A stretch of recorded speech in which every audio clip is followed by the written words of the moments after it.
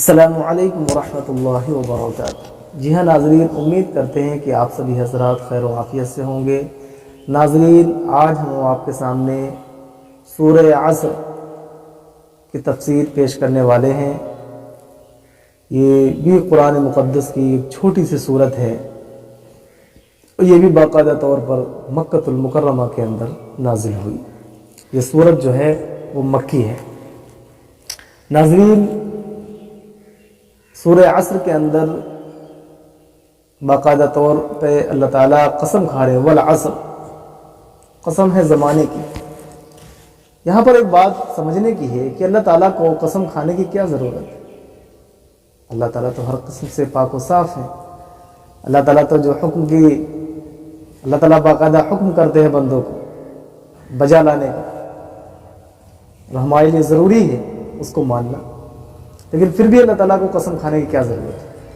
تو ناظرین، قسم، پہلی بات تو یہ ہے، قسم کے ذریعے بندہ، ہم آپ قسم کیوں کھاتے ہیں؟ جب اپنی کسی بات کو مضبوط کرنا ہوتا ہے۔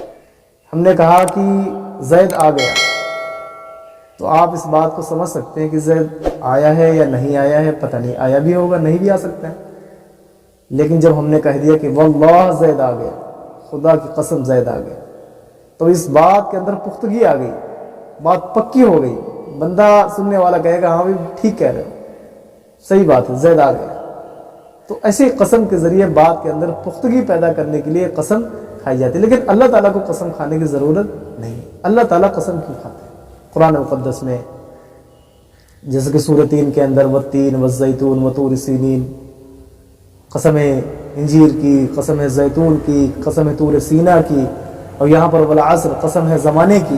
تو اللہ تعالیٰ کو قسم کھانے کی کیا ضرورت ہے؟ تو ناظرین، اس کا جواب یہ ہے کہ قرآن مقدس میں اللہ تبارک و تعالیٰ جب کسی شے کی، کسی چیز کی، کسی ارض کی، کسی زمین کی جب قسم کھاتے ہیں، تو اب جیسے کہ اللہ تعالیٰ نے 3 کے انجیر کی قسم کھائی، تو انجیر کے فوائد کے پیش نظر ظاہر ہے اس کے جو فائدے ہیں بے شمار ہیں۔ زیتون کی قسم کھائی، تو اس بات سے اندازہ لگایا جا سکتا ہے کہ زیتون کے جو فائدے ہیں وہ بے شمار ہیں۔ اسی طرح طور سینا، طور سینا، یعنی چونکہ وہ مقدس ہے، اس کے مقدس ہونے کی پیش نظر اللہ نے اس کی قسم کھائی۔ وہاد البلد الامین، اور مکۃ المکرمہ کی اللہ نے قسم کھائی، چونکہ اس میں حرم پاک ہے، اللہ کے نبی صلی اللہ علیہ وسلم کا وطن اصلی ہے، تو اس وجہ سے اللہ تعالیٰ نے ان کے مبارک بابرکت اور جس کے فوائد جو اس کے ہوتے ہیں، اس کے پیش نظر اللہ تعالیٰ قسم کھاتے ہیں۔ تو یہاں پر اللہ نے زمانے کی قسم کھائی، اس وجہ سے کہ میرے بھائی دوستوں، یہ جو زمانہ ہے، یہ جو وقت ہے، یہ بڑا قیمتی ہے۔ اللہ کے نبی نے فرمایا کہ وقت جو ہے وہ سونے سے بھی زیادہ قیمتی ہے۔ کیا مطلب؟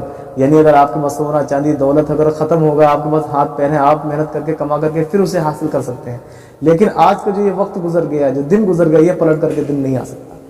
اس وجہ سے یعنی اس میں صاف صاف یہ ارشاد انسان کو تنبیہ کی جا رہی کہ تمہارے پاس جو وقت ہے یہ بڑا قیمتی ہے، یہ بڑا سرمایہ ہے، تم اس کو اپنی آخرت کے لیے بنا لو۔ اپنی آخرت اپنی آخرت کو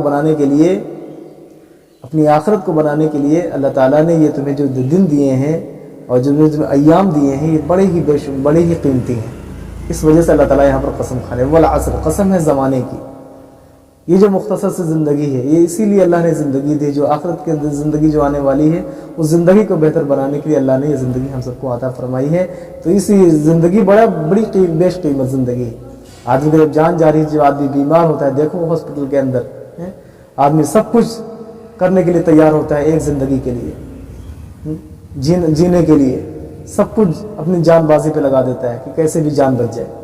تو پتہ چلا کہ جو وقت ہے یہ بڑا قیمتی ہے، اللہ تعالیٰ اسی وجہ سے اس کی قسم کھا رہے ہیں، والعصر، قسم ہے زمانے کی۔ ان الانسان لفی خسر، بے شک تمام کے تمام جو انسان ہیں وہ خسارے میں ہیں، نقصان میں۔ تمام کے تمام، وہ آگے اللہ تعالیٰ اس کے یہ تسنیہ آ رہا ہے، اللہ تعالیٰ آگے مستثنیٰ کر رہے ہیں، سارے کے سارے انسان خسارے میں تو ہیں، نقصان میں تو ہیں، لیکن اب اللہ تعالیٰ مستثنیٰ کر رہے ہیں ان لوگوں کو۔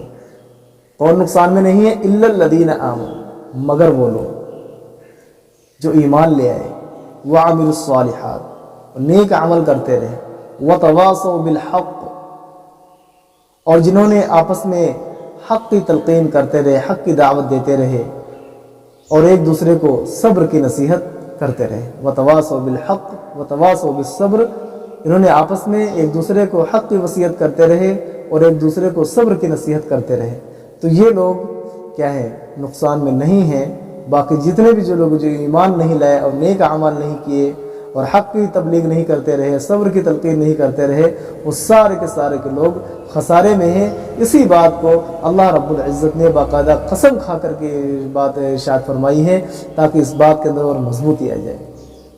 تو ناظرین، امید کرتے ہیں کہ آپ کو سورہ عصر کا ترجمہ سمجھ میں آ گیا ہوگا۔ ناظرین، آپ اس کو خود بھی سمجھیں، سنیں اور دوسروں کو بھی زیادہ سے زیادہ ہماری ویڈیو کو شیئر کریں۔ اللہ تعالی ہم سب کو قرآن پاک پڑھنے، پڑھانے اور باقاعدہ اس پر عمل کرنے کے توفیق نصیب فرمائے۔